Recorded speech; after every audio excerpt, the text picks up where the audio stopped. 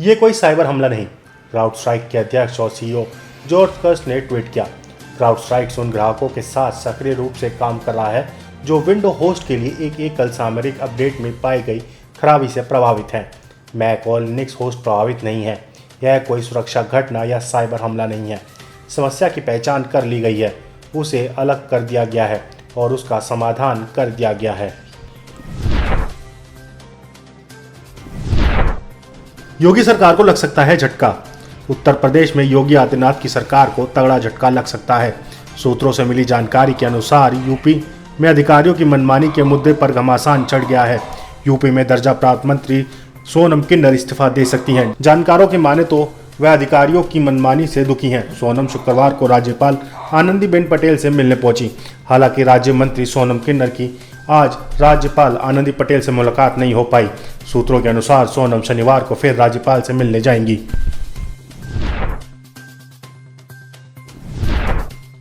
दुकानों के name plate पर बीजेपी को अपनों ने घेरा। कांवड़ यात्रा मार्ग पर मौजूदा ढाबों और ठेलों पर मालिकों के नाम लिखने वाले आदेश को लेकर यूपी की योगी सरकार की हर तरफ आलोचना हो रही है। जहां विपक्ष इस मामले को लेकर योगी सरकार समेत बीजेपी पर निशाना साध रही है, वहीं अब बीजेपी के सहयोगी दल भी इस फैसले पर सवाल उठा रहे हैं। जहां पहले यूपी में एनडीए के हिस्सा राष्ट्रीय लोक दल ने इस फैसले को गलत बताया, तो अब वहीं बिहार में एनडीए गठबंधन में शामिल जेडीयू ने भी सवाल उठाए हैं। पार्टी के वरिष्ठ नेता केसी त्यागी ने भी इस आदेश को गलत बताया है। जगदीश टाइटलर को लेकर कोर्ट का फैसला सुरक्षित। दिल्ली की एक अदालत ने शुक्रवार को इस बात पर अपना आदेश सुरक्षित रख लिया कि सिख विरोधी दंगा मामले में कांग्रेस नेता जगदीश टाइटलर के खिलाफ आरोप तय किए जाएं या नहीं। इस दंगा में 3 लोग मारे गए थे। पीटीआई की रिपोर्ट के मुताबिक मामले में सीबीआई के स्पेशल जज राकेश सियाल ने केंद्रीय जांच एजेंसी और बचाव पक्ष के वकील की दलील सुनने के बाद आदेश सुरक्षित रख लिया। अदालत 2 अगस्त को आदेश सुना सकती है।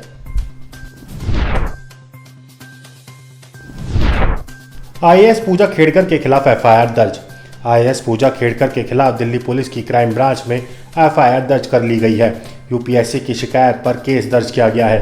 पूजा खेड़कर पर आरोप है कि उन्होंने फर्जी पहचान के आधार पर यूपीएससी की परीक्षा दी। यूपीएससी की जांच में सामने आया है कि इस ट्रेनी आईएएस अफसर ने जालसाजी कर अपने डॉक्यूमेंट बदले और नियमों के मुताबिक तय अटेम्प्ट से ज़्यादा बार यूपीएससी की परीक्षा दी।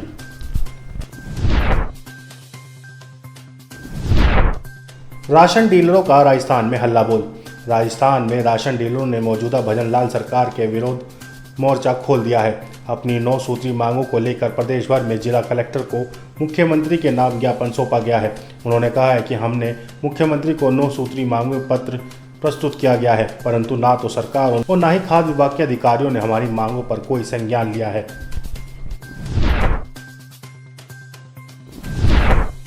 मुहर्रम जुलूस के दौरान लहराया फिलिस्तीनी झंडा। इंदौर पुलिस ने मुहर्रम जुलूस के दौरान फिलिस्तीनी झंडा लहराने के आरोप में खंडवा में 3 लोगों को हिरासत में लिया है। इधर राजगढ़ जिले में भी इस मामले में पुलिस ने एक नाबालिग लड़के को हिरासत में लिया है, क्योंकि उसे एक वीडियो में फिलिस्तीन का झंडा लहराते हुए देखा गया था, लेकिन पूछताछ के बाद उसे छोड़ दिया गया। बुधवार को देश भर में ताजिया जुलूस निकाले गए और मुहर्रम के अवसर पर विशेष नमाज अदा की गई थी। हिंदू संगठनों ने शिकायत की कि फिलिस्तीनी झंडा लहराना हमास के समर्थन को दर्शाता है, जो इजराइल के साथ संघर्ष में लगा हुआ है।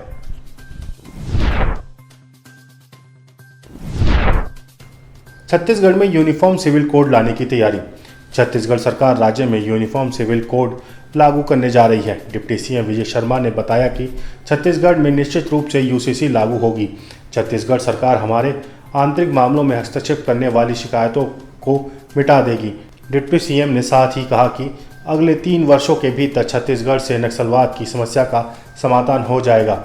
विजय शर्मा ने बुधवार को दिल्ली दौरे पर गए थे। वहां उन्होंने केंद्रीय मंत्री मनसुख मांडविया और अश्विनी वैष्णव से मुलाकात की। वह सीएम विष्णुदेव राय के साथ दिल्ली गए थे। डिप्टी सीएम विजय शर्मा ने इस दौरान कहा कि छत्तीसगढ़ में यूनिफॉर्म सिविल कोड लागू करेंगे।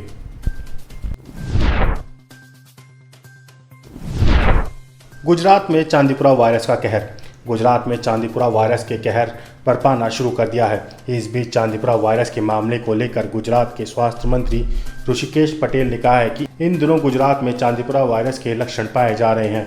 ऐसे में 7 बच्चों के सैंपलों को जांच के लिए पुणे भेजा गया था, जिनमें से एक सैंपल में चांदीपुरा वायरस की पुष्टि हुई है। ऋषिकेश पटेल ने कहा कि पूरे राज्य में वायरस से जुड़ी महत्वपूर्ण जानकारी प्रसारित की गई है। साबरकांठा के हिम्मतपुर में चांदीपुरा वायरस के 14 मामले सामने आए हैं, जिनमें से 7 मरीजों को भर्ती कराया गया है। माइक्रोसॉफ्ट के आउटेज से बिजनेस हुए ठप।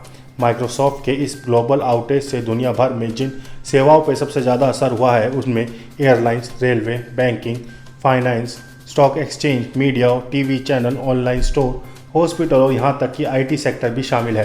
दरअसल दुनिया भर में ज़्यादातर कंप्यूटर और लैपटॉप माइक्रोसॉफ्ट के ऑपरेटिंग सिस्टम पर का ही चलते हैं।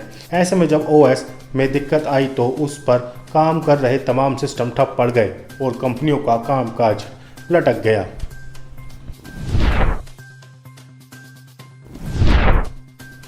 एक फ़ोन कॉल से रुकवा दूंगा रूस यूक्रेन युद्ध। पूर्व राष्ट्रपति डोनाल्ड ट्रंप ने रिपब्लिकन नेशनल कॉन्फ्रेंस में बड़ा बयान दे दिया। उन्होंने कहा कि वह एक कॉल से ही युद्ध रुकवा देंगे। नवंबर में होने वाले चुनाव में अगर वह जीतते हैं तो रूस यूक्रेन युद्ध समेत दुनिया के सभी संकट एक टेलीफोन कॉल से दूर कर देंगे। दरअसल डोनाल्ड ट्रंप ने मिल्वॉकी में हुए आरएनसी में भाषण के दौरान यह बयान दिया। उन्होंने जो बाइडेन प्रशासन पर भी निशाना साधा। उन्होंने कहा कि मैं वर्तमान प्रशासन के चलते पैदा हुए सभी संकटों को दूर कर दूंगा। अमेरिका को फिर से वही सम्मान मिलेगा। कोई भी देश अमेरिका की शक्ति पर सवाल नहीं उठाएगा।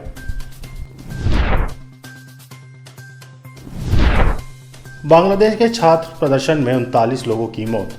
बांग्लादेश में छात्रों का चल रहा विरोध प्रदर्शन काफ़ी उग्र और हिंसक हो गया है। समाचार एजेंसी एएफपी ने शुक्रवार को बताया कि बांग्लादेश का छात्र विरोध प्रदर्शन देश के सबसे घातक दिनों में पहुंच गया है। छात्रों ने कई सरकारी इमारतों में आग लगा दी, जिसके बाद देश भर में इंटरनेट सेवाओं पर प्रतिबंध लगा दिया गया है। इसी सप्ताह के दौरान हुए हिंसक प्रदर्शनों में कम से कम 39 लोग मारे गए हैं, जिनमें से गुरुवार को 32 लोग मारे गए। देश के 64 जिलों में यह प्रदर्शन फैल गया है, जिसके बाद मरने वालों की संख्या और भी बढ़ने की आशंका है।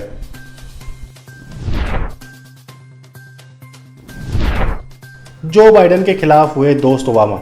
अमेरिकी राष्ट्रपति चुनाव में जो बाइडेन की दावेदारी पर सवाल बढ़ता जा रहा है। वॉशिंगटन पोस्ट के मुताबिक तब अमेरिका के पूर्व राष्ट्रपति बराक ओबामा ने भी जो बाइडेन की दावेदारी पर सवाल खड़ा किया है।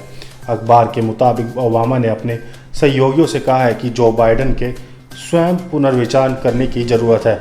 फिलहाल इस मामले पर ओबामा की तरफ से कोई ट्वीट या बयान नहीं आया है। तुर्की ने भारत को सैन्य हथियार बेचने पर बैन लगाया। भारत के खिलाफ साजिश रचने वाला पाकिस्तान का दोस्त तुर्की बेनकाब हो गया है। तुर्की ने भारत को सैन्य हथियार बेचने पर बैन लगा दिया है। इससे दोनों देशों के रिश्तों में काफ़ी तनाव पैदा हो सकता है। तुर्की के राष्ट्रपति तैयब एर्दोगान की सरकार ने हालांकि इसको लेकर कोई ऑफिशियल घोषणा नहीं की है, लेकिन भारत को लेकर किसी भी हथियार बिक्री को मंजूरी नहीं दी जा रही है। अगर कोई फाइल जाती है तो उसे रोक दिया जाता है। कुछ महीने पहले भारत ने जहाज निर्माण में शामिल तुर्की की कंपनी के साथ कॉन्ट्रैक्ट रद्द किया था। उसके बाद से तुर्की की तरफ से ऐसा किया जा रहा है। तुर्की की सरकार ने बैन के बारे में कोई बड़ी घोषणा नहीं की है, लेकिन तुर्की की संसद में इसका खुलासा हो गया।